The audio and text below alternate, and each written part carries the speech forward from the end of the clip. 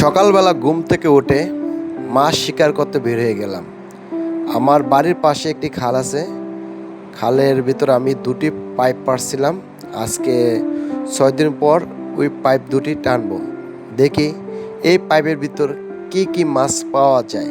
আপনারা ভিডিওটা শেষ পর্যন্ত দেখবেন, তাহলে দেখবেন কি কি মাছ আমরা পেয়েছি সেটা দেখতে পারবেন। এবং পাইপের ভিতর আমরা অনেক রকম আদা দিয়েছি এবং জানি না মাছ পাই নাকি না পাই। শেষ পর্যন্ত না দেখলে আপনারা বুঝতে পারবেন না।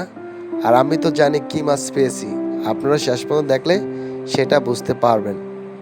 এবং এই পাইপের ভিতর পাওয়া যায় শিং মাছ, বাইং মাছ, বাইলা মাছ এবং আরও ইত্যাদি অনেক কিছু মাছ পাওয়া যায়। সেটা এখন পর্যন্ত পাইনি, কিন্তু দেখতে হবে শেষ পর্যন্ত পাইপ ওঠার পর কি মাছ আমরা পাই। আর আপনারা ভিডিওটা শেষ পর্যন্ত দেখেন।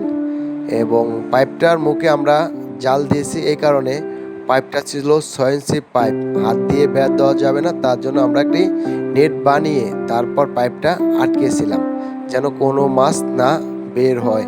এবং পাইপটা 10 ফুটের লম্বা এবং অনেক মাছ পাওয়া যাবে, কারণ পাইপের ভিতরে অনেক আদা দিয়েছি তো। আর আপনারা ভিডিওটা শেষ পর্যন্ত দেখেন।